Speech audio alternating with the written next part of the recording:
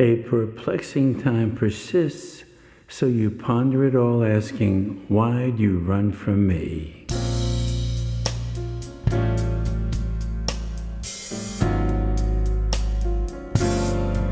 Oh, why'd you run from me?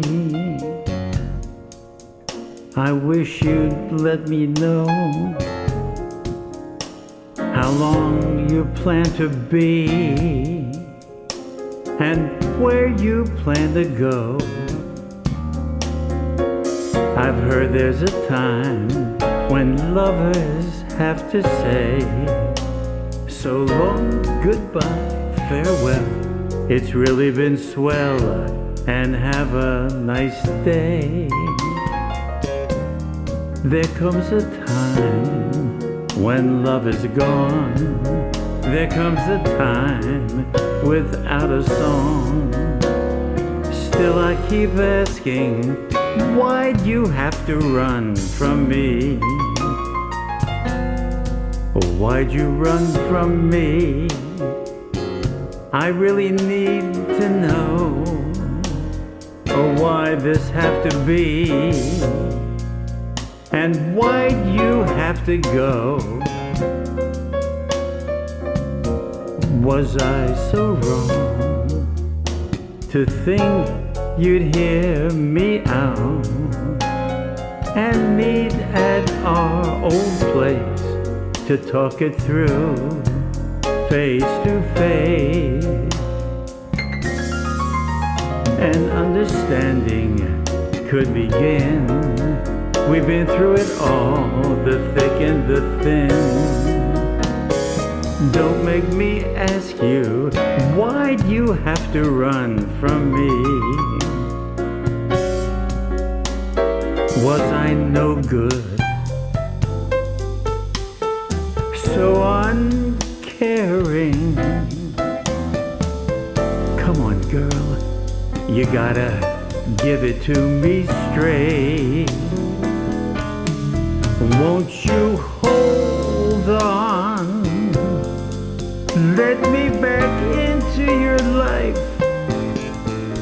What did I do?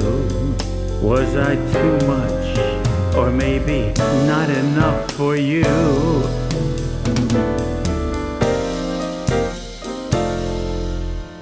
Why'd you run from me? I really need to know how long you plan to be and where you plan to go. I've heard there's a time when lovers have to say so long, goodbye, farewell. It's really been swell, and have a nice day. There comes a time when love is gone. There comes a time without a song. Still I keep asking, why'd you have to run from me? Why'd you run from me? Why'd you run from me? Why'd you have to go? When you're coming back, why'd you run from me?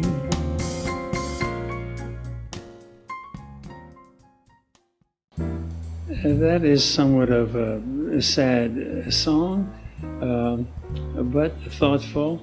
And we certainly in our lives ask a lot of questions about why things happen to us. I have a story that I'd like to tell that's kind of humorous. Around the year 1981, I was preparing for the study of my neurosurgery board examinations. There was a 10-day course in Chicago that went 10 hours a day. And so we all went there to do this review neurosurgical intensive course. And after about the fourth or fifth day, we're all getting a little bit tired, and on the lunch break, I walk into the main lobby And sure enough, who do I run into but Muhammad Ali, the boxer. He's over in the corner with a very small entourage, only a few people around him. And I decided, what the heck? And I went over to him. I said, "Champ, I wonder if you do me a favor." He said, "What's that? What's that?" I said, "Well, I'm a neurosurgeon, and there's about 600 neurosurgeons over here that are studying for our board examinations next month. And we're doing it 10 hours a day, and we're all a little bit exhausted. And I wondered if you could come over and give us a little pep talk before we go back for the afternoon session." He looks at me and he says, with this wry smile on his face, "Neurosurgeons, what's that? Brain surgeons? Brain surgeons? Brain surgeons, I'll do it. And sure enough, I take him over to the director of the program, and I tell him, "You got to wait before we start. You're not going to believe this, but Muhammad Ali wants to say a couple words to the group, to the audience before we start." He said, "That's a great idea." So Muhammad Ali gets up, and for about 20 minutes, he just delighted all of us with these stories of boxing and about how beautiful he was, about how good his brain was, and that nobody could ever hurt him. And he just went on and on. And then one of the statements that he made was, "I always said I was the greatest. I never said I was the smartest, but I said I was the greatest." So we all had an enjoyable afternoon with him. Now, back to another kind of story about boxers that isn't quite as happy, but it's the truth. Part of my training was in neuropathology was at Walter Reed Hospital. And they had a very strong neuropathology program. In other words, stuff that shows what's wrong with everything in your body, particularly the brain. Particularly current in this day and age of head injuries from various sporting events involving concussions.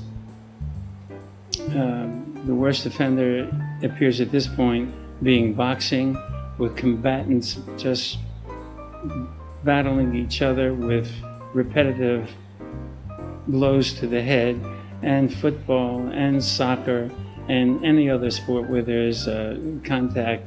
So the reason this happens to be dangerous is this: the brain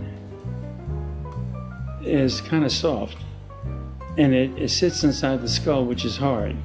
And the skull is divided into three different what we call fossa, or cavities: an anterior fossa, a middle fossa, and a posterior fossa.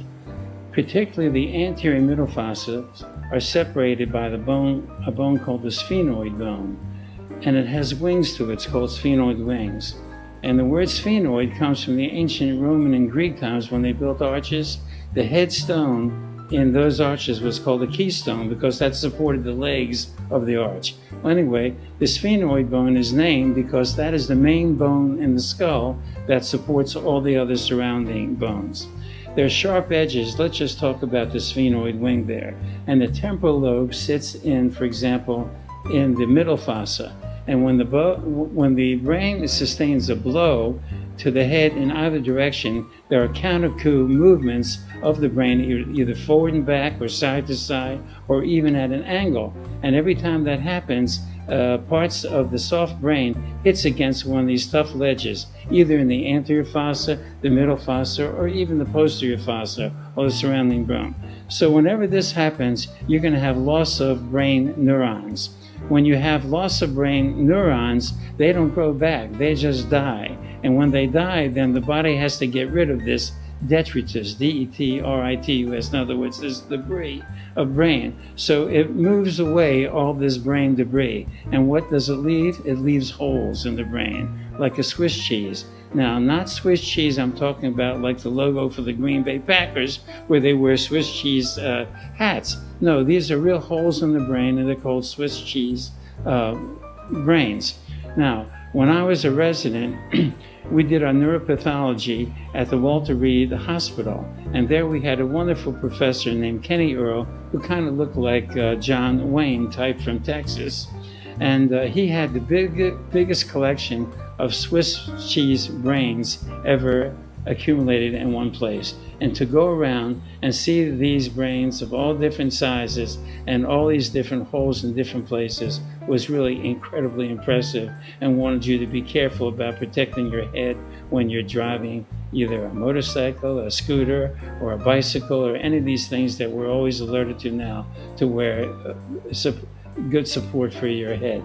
Unfortunately, boxers don't do that, and even the helmets in football aren't adequate to safely protect the players.